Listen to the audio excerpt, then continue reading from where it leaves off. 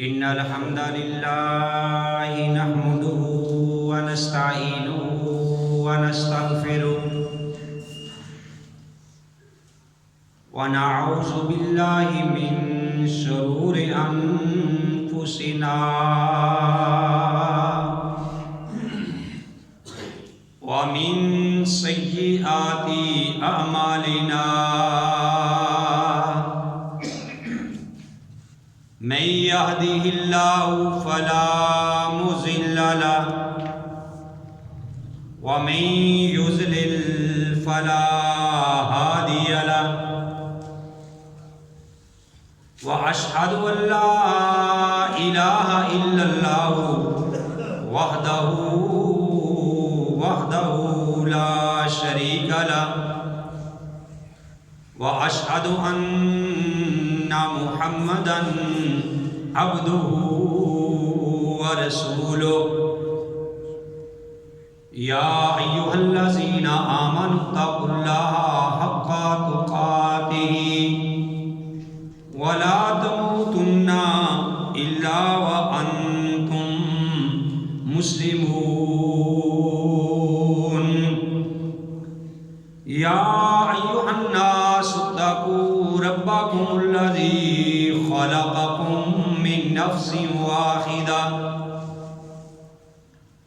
وخلق منها زوجها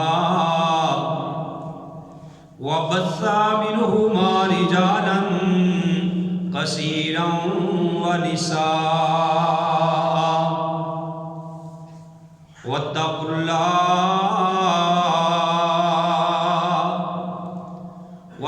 الله الذي تساءلون به والأرحام إن الله كان عليكم رقيبا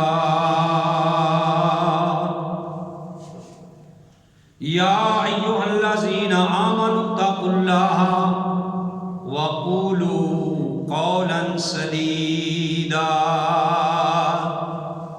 يصلح لكم أعمالكم ويغفر لكم ذنوبكم ومن يطع الله ورسوله فقد فاز فوزا عظيما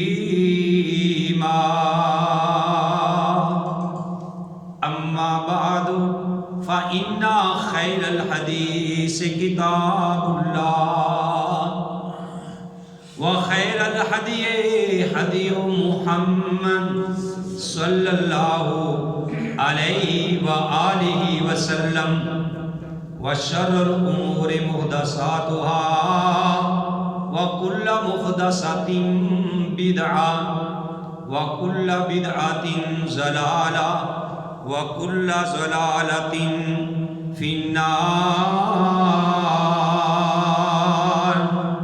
أعوذ بالله السميع العليم من الشيطان الرجيم.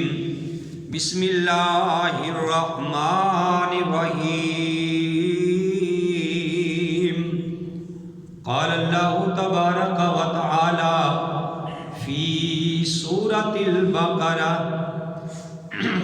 ومن الناس، اور لوگوں میں سے بعض ایسے بھی ہیں، من یقول آمنا باللہ وبالیوم الآخر، جو یہ بات کہتے ہیں کہ ہم ایمان لائے اللہ پر اور آخرت کے دن پر، وما ہم بمؤمنین، حالانکہ وہ ایمان نہیں لائے، وہ ایمان لانے والے نہیں ہیں.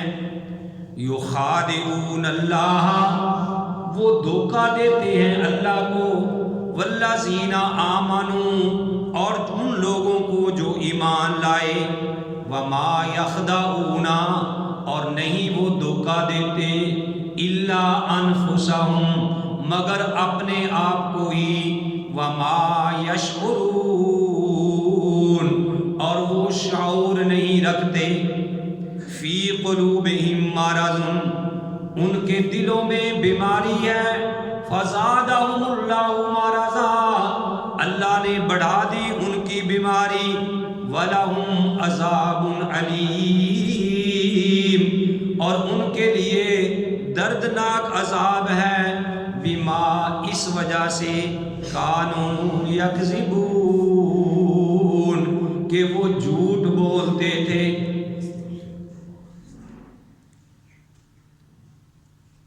محمد کی جس دل میں الفت نہ ہوگی، سمجھ لو کہ قسمت میں جنت نہ ہوگی۔ بھٹکتا رہے گا، بھٹکتا رہا ہے، محمد سے جس کو عقیدت نہ ہوگی۔ کرے جو اطاعت دل سے محمد کی،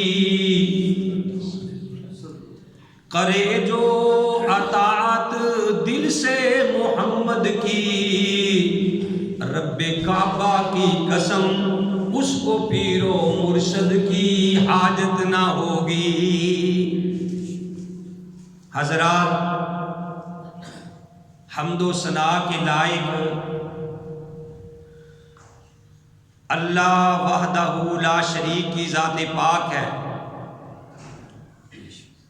وہ اللہ جو ساری کائنات کا خالق، مالک اور رازق ہے۔ حمد و ثنا کے بعد لاکھوں اور کروڑوں درود و سلام امام الانبیاء، امام القبلتین، امام الثقلین، امام الحرمین، امام اعظم، مرشد اعظم، رہبر اعظم، نذیر اعظم، بشیر اعظم، آمنہ کے لعال، عبداللہ کے در یتیم، ساری کائنات کے سردار محمد رسول اللہ صلی اللہ علیہ وآلہ وسلم کی ذات گرامی پہ۔ محترم حضرات، جس طرح کہ آپ کے علم میں ہے کہ اللہ کی توفیق سے ہم نے سورہ البقرہ، اس کا ترجمہ اور اس کی تفسیر اللہ کے فضل و کرم سے شروع کی ہے۔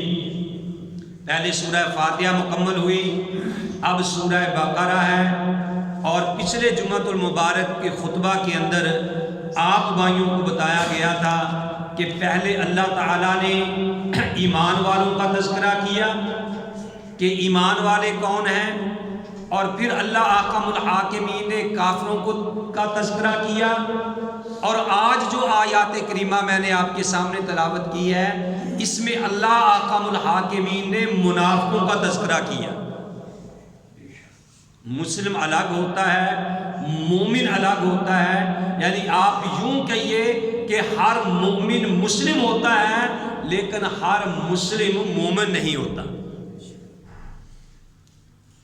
اللہ نے پھر کافروں کا تذکرہ کیا، اور آج جو آیات کریمہ میں نے آپ کے سامنے تلاوت کی ہے، اس میں اللہ احکم الحاکمین نے منافقین کا تذکرہ کیا ہے۔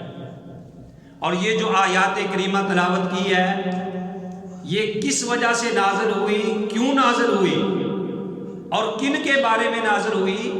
یہ جو منافقین، رئیس المنافقین تھا عبداللہ بن ابی بن سلول، جو منافقوں کا رئیس تھا، ان کا پوپ تھا، ان کا سردار تھا، اور اللہ کی حکمت دیکھ لو کہ ان کا بیٹا، اس کا نام بھی عبداللہ تھا، اور وہ ایمان لے آیا پیارے نبی علیہ السلام پہ، وہ ایمان لے آیا۔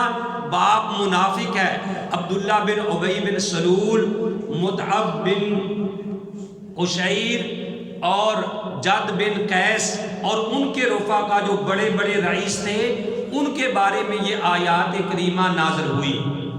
آپ یوں سمجھ لیے کہ ان کے بارے میں یہ نازل ہوئی تو مراد اس سے پوری دنیا میں جتنے بھی منافق قیامت تک آئیں گے ان کے لیے یہ نازل ہوئی۔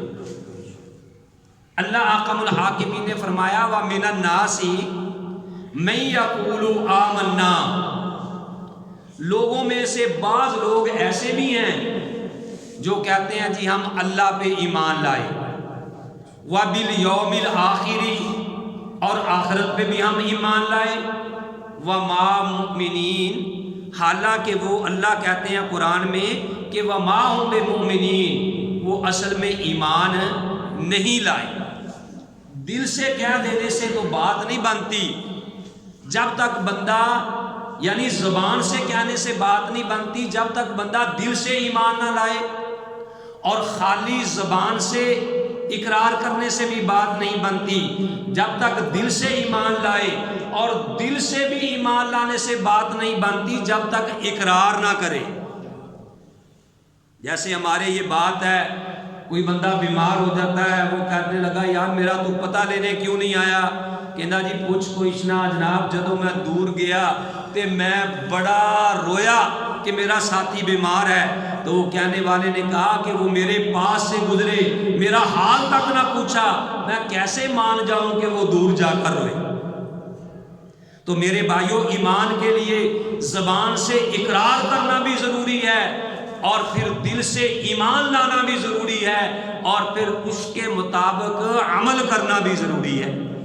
خالی زبان سے بات بھی نہیں بنے گی، دل سے بھی بات نہیں بنے گی، اس کے مطابق عمل بھی لانا ہوگا۔ مجھے آپ سے بڑی محبت ہے یار، مجھے آپ سے بڑا پیار ہے، لیکن اگر کوئی کام کہا جائے تو میرے بھائیوں کام کرنے کے لیے تیار نہ ہو، اس کی بات ماننے کے لیے تیار نہ ہو، تو اس پیار کا، اس محبت کا کیا فائدہ؟ اللہ احکم الحاکمین نے منافقوں کا تذکرہ کیا ہے، اور منافقوں کے بارے میں اللہ نے فرمایا کہ ان المنافقین فی درک الاسفل من النار، کہ جو منافق ہوں گے وہ جہنم میں سب سے نچلے درجے میں ہوں گے۔ اور شروع اسلام سے ہی اگر اسلام کو نقصان پہنچا تو وہ منافقین سے پہنچا ہے، کہ مسلمانوں کے بارے میں حسد رکھنا، ان کے بارے میں بغض رکھنا، اور جناب دل سے ایمان نہ لانا۔ اگر بندے کے ساتھی ہوں، مخلص ساتھی ہوں، ٹھیک ہے نا، تو میرے بھائیوں بے شک چند ہی ہوں، وہی بڑے ہوتے ہیں ہزاروں ساتھیوں سے جن میں منافق ہوں۔ چند ساتھی یعنی بندے کو مخلص مل جائیں، ٹھیک ہے نا، وہ ہزاروں ساتھیوں سے بہتر ہوتے ہیں جو منافق ہوں۔ تو اللہ فرماتے ہیں کہ بعض لوگوں میں سے ایسے بھی ہیں جو کہتے ہیں جی ہم اللہ پہ ایمان لائے، ہم یوم آخرت پہ ایمان لائے، حالانکہ وہ ایمان نہیں لائے۔ یخادعون اللہ، وہ اللہ کو دھوکہ دینا چاہتے ہیں، والذین آمنوا، اور ان لوگوں کو دھوکہ دیتے ہیں جو ایمان لائے۔ تو اللہ کہتے ہیں کہ اللہ کو انہوں نے دھوکہ کیا دینا ہے؟ اللہ تو دلوں کے بھید جانتا ہے، اللہ کو کوئی دھوکہ دے سکتا ہے؟ اللہ کو کوئی دھوکہ دے ہی نہیں سکتا، اللہ دلوں کے بھید جانتا ہے۔ اس لیے ہم کہتے ہیں کہ ان الشرک لظلم عظیم، کہ شرک بہت بڑا ظلم ہے۔ بندہ اپنے آپ کو دھوکہ دے رہا ہوتا ہے۔ ایک بندہ قبروں کے اوپر لیٹا ہوا ہے، قبروں والوں کو اپنا حاجت روا مشکل کشا مانتا ہے، نفع نقصان کا مالک ان کے سمجھتا ہے، ان کے اوپر جا کے روتا ہے، اور اس کا ایمان ہے کہ جی میرے یہ دلوں کے بھید جانتے ہیں مرنے والے، اور کہے جی میں اللہ کے ساتھ شرک نہیں کرتا، میں تو ایک اللہ کو مانتا ہوں۔ وہ اللہ کو کیسے دھوکہ دے سکتا ہے؟ اللہ تو دلوں کے بھید جانتے ہیں۔ تو فرمایا کہ لوگوں میں، سارے نہیں، اللہ نے کہا وَمِنَ النَّاسِ، بعض لوگ ایسے ہیں، مَن یقول، جو کہتے ہیں آمنا۔ میرے بھائیوں، میں نے اللہ کی توفیق سے آپ بھائیوں کے سامنے سورہ فاتحہ کا ترجمہ بھی تقریباً 2 ماہ میں مکمل کیا ہے کہ آپ بھائیوں کو ایک ایک آیت کی پوری سمجھ آئے۔ اور اب اللہ کے فضل و کرم سے سورہ بقرہ شروع ہے جو 2.5 پاروں پہ مشتمل ہے۔ میں نے آپ سے گزارش کی تھی کہ ٹائم پہ تشریف لایا کرو تاکہ پتہ چلے بات کہاں سے شروع ہوئی ہے، کہاں جا کے مکمل ہوئی ہے، اور اللہ کے فضل و کرم سے جب تک ہم زندہ رہیں ہم اسی طرح قرآن بیان کرتے رہیں اور آپ سنتے رہیں۔ تو اللہ نے فرمایا کیوں اللہ کو دھوکہ نہیں دے سکتے۔ جو بندہ مخلص ہوتا ہے، بندے کو ہمیں پتہ ہوتا ہے کہ کون سا میرا ساتھی میرے ساتھ مخلص ہے، اور کون جناب اوپر سے کہتا ہے السلام علیکم وعلیکم السلام، بندے کو پتہ ہوتا ہے۔ وہ بندہ کہتا کہ ٹھیک ہے ابھی مجھے بھی پتا کہ تو دل میں منافقت بھری ہوئی۔ جو مخلص ساتھی ہوتے ہیں ان کا بھی پتہ ہوتا ہے۔ یہ شوکت بھائی ماشاءاللہ میرے سامنے بیٹھے ہیں، محمود صاحب بھی آئے ہیں، بڑی خوشی ہوئی، اور ان بنیادوں میں یعنی ان کا پسینہ شامل ہے. خون تو میں نہیں کہہ سکتا الحمدللہ بغیر لڑائی جھگڑے کے مسجد بنی ہے، ان بنیادوں میں ان کا پسینہ شامل ہے. تو مجھے وہ یعنی ابھی ملے تو میں نے وہ کہتے ہیں قاری صاحب آپ کبھی آئے نہیں ہمارے گھر ملنے کے لیے. میں نے کہا جی اب جب آئے تو ہم نے 8 دن رہ کے آنا. اور اس نے دل سے کہا الحمدللہ میرا ایمان ہے، اس نے کہا قاری صاحب آپ ہمارے گھر 8 دن آ کے رہیں، میں 10,000 روپیہ آپ کو دوں گا. یعنی مطلب کہنے کا یہ ہے کہ مخلص ساتھیوں کا بھی پتہ چلتا ہے کہ بھی مخلص ساتھی کون کون سے ہیں. ٹھیک ہے نا. تو اللہ کو کوئی بندہ دھوکہ دے سکتا ہے؟ اللہ نے کہا کہ بھئی انہوں نے اللہ کو دھوکہ کیا دینا ہے. اپنی طرف سے وہ کہتے ہیں کہ ہم اللہ کو دھوکہ دے رہے ہیں. اللہ قرآن میں کہتے ہیں، اللہ نے فرمایا یخادعون اللہ، وہ اللہ کو دھوکہ دیتے ہیں، والذین اور ان لوگوں کو دھوکہ دیتے ہیں آمنوا جو ایمان لائے، وما یخدعون نہیں وہ دھوکہ دیتے الا انفسہم مگر اپنے آپ کو ہی، وما یشعرون وہ شعور نہیں رکھتے. اور میرے بھائیو تم ساری دنیا کو دھوکہ دے سکتے ہو لیکن یاد رکھنا اللہ احکم الحاکمین کو دھوکہ نہیں دے سکتے. اور وہ مومنوں کو بھی کیسے دھوکہ دے سکتے تھے، نبی کو بھی کیسے دھوکہ دے سکتے تھے. اگر وہ منافقت کرتے تھے تو اللہ احکم الحاکمین بذریعہ وہی بتا دیتا تھا کہ اے نبی یہ لوگ منافقت آپ سے کر رہے ہیں. بلکہ پیارے نبی علیہ السلام کو تو اللہ نے نام بھی بتا دیے تھے کہ فلاں فلاں بندہ منافق ہے، لیکن پیارے نبی ان کو ثابت نہیں ہونے دیتے تھے تاکہ فتنہ نہ پڑے، فساد نہ پڑے. اور صحابہ پوچھتے تھے کہ یا رسول اللہ جن کا آپ کو اللہ نے بتایا ہے کیا ہم تو ان میں سے نہیں ہیں؟ تو دھوکہ نہ دیا کرو، کسی معاملے کے اندر بھی دھوکہ نہ دیا کرو، کسی کے ساتھ فراڈ نہ کیا کرو اور خوش نہ ہو جایا کرو کہ میں نے فراڈ کر لیا ہے، میں نے فلاں کو دھوکہ دے دیا ہے. وہ میرے بھائیو تم دھوکہ کسی کو نہیں دے رہے، دھوکہ تم اپنے آپ کو ہی دے رہے ہو. کئی باری میں نے پہلے بھی کہا ہے کہ آج ہم جعلی نوٹ چلا دیتے ہیں، کہتے کہ جناب پتہ ہی نہیں لگن دیتا، بادشاہ تیل کو آیا پمپ والے کو پتہ نہیں لگن دیتا، شوکت صاحب کو گیا، محمود صاحب کو گیا، شیشے کا بل اتنا بنیا سی بچے نوٹ کٹاتا پتہ ہی نہیں چلنے دیا. اگر آپ کے پاس جعلی نوٹ آئے تو اللہ کی رضا کے لیے پھاڑ دیا کرو. یہ نہ کہا کرو کہ بھی میں نے اس کو اب چلانا ہی چلانا ہے. انشاءاللہ آپ اللہ کی رضا کے لیے 100 کا نوٹ پھاڑ دو گے تو اللہ تعالیٰ غیب کے خزانوں سے آپ کو 10,000 عطا کر دے، کیونکہ آپ نے اللہ کی رضا کے لیے کام کیا.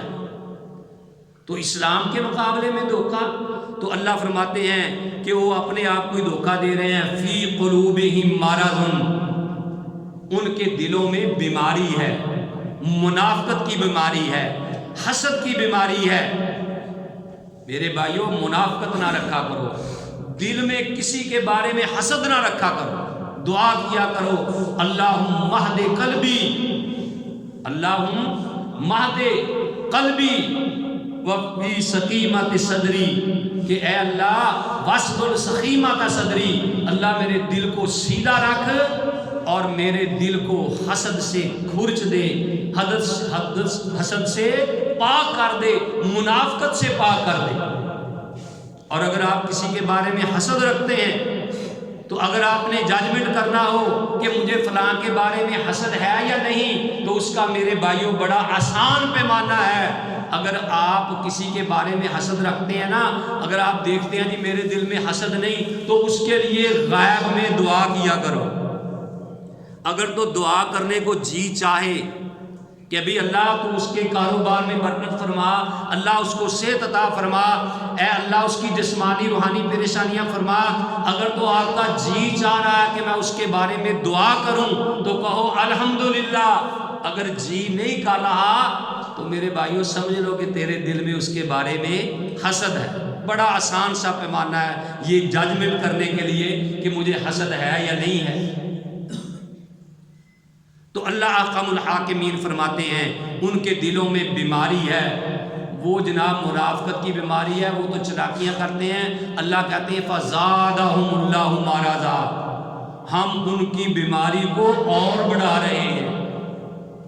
اور میرے بھائیوں اللہ کی نافرمانیوں کے باوجود، جھوٹ دھوکہ فراڈ کے باوجود، حرام کھانے کے باوجود، رشوت کھانے کے باوجود، سود کھانے کے باوجود، لوگوں کے حقوق مارنے کے باوجود، اگر اللہ تجھے صحت دے رہا ہے، اللہ تجھے تندرستی دے رہا ہے، اللہ جناب تجھے اولاد دے رہا ہے، تجھے مال دے رہا ہے، سمجھ لو کہ یہ اللہ کی طرف سے ڈیل ہے، ڈیل۔ اللہ تیرے اوپر راضی نہیں، اللہ کی تجھے پکڑ آنے والی ہے، ان قریب تو پکڑا جائے گا۔ اللہ تجھے ڈیل دے رہا ہے تاکہ اور برائیاں کر لے تو۔